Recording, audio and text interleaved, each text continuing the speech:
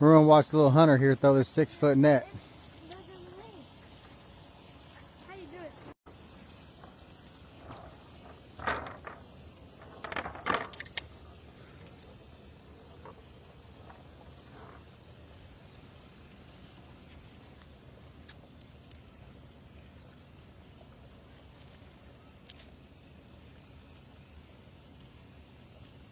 Do about 3 of those.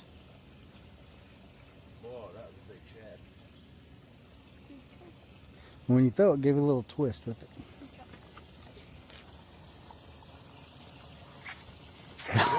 Oh, look at that. Load him up.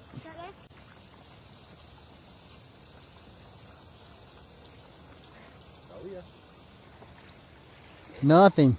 Get ready. I'm going to get you on a flick. You're going to catch some shad. Ooh, right there he is, Hunter. That's your call right there.